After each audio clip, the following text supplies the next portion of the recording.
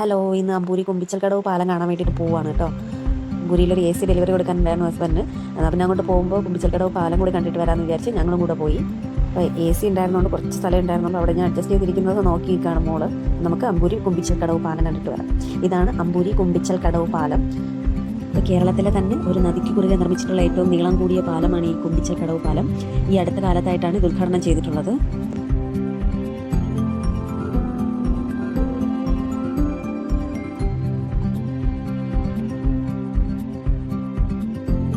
ഈ കാണുന്നത് കരിപ്പയാറാണ് കേട്ടോ. ഈ കരിപ്പയാറിന് കുറുകെയാണ് ഈ കുമ്പിച്ചൽക്കടവ് പാലം നിർമ്മിച്ചിട്ടുള്ളത്.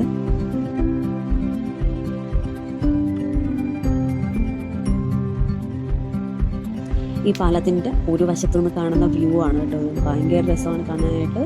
നല്ല ഭംഗിയുള്ള ഒരു പ്രദേശം.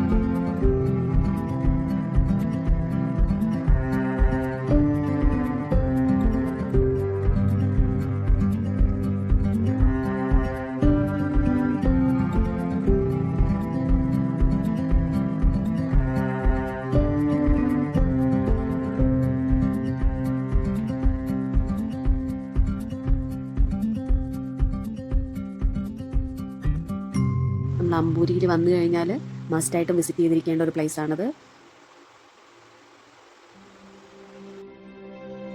പാലത്തിൻ്റെ ഒരു വശത്തൂടെ നമുക്ക് കരിപ്പയാറിലോട്ട് ഇറങ്ങാനുള്ള സ്പേസ് ഉണ്ട്. ഇവിടെ ഒരു വഴിയാണ്, അതിൻ്റെ ഉത്സാഹത്തോട്ടൊക്കെ വീടുകൾ പോകുന്നുണ്ട്. ഇതുവഴിയാണ് താഴോട്ട് പോകുന്നത്.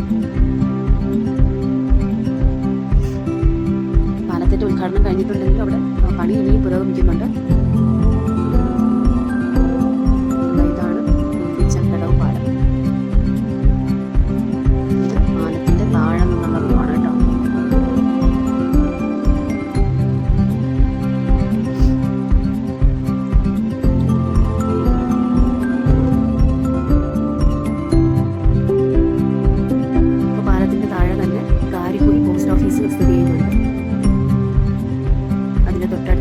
വിശുദ്ധ അൽഫോൻസാമ്മയുടെ ഒരു കുരിശടി കാണാം.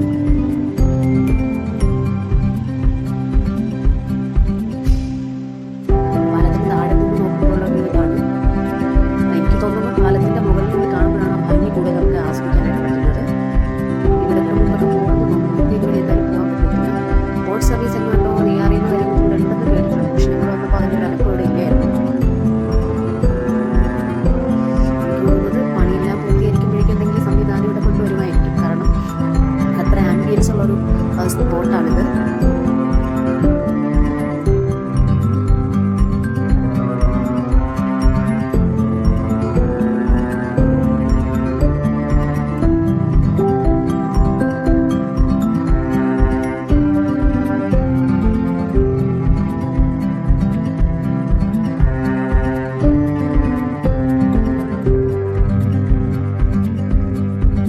പോയ സമയത്ത് ഇവിടെ ആൾക്കാർ കുറവായിരുന്നു. അതുകൊണ്ട് തന്നെ ആ വ്യൂ ഒക്കെ നന്നായിട്ട് ആസ്വദിക്കാൻ പറ്റി.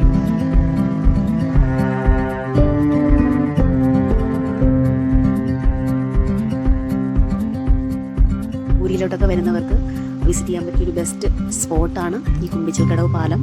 അതിൽ നിന്നുള്ള വ്യൂ അടിപൊളിയാണ്.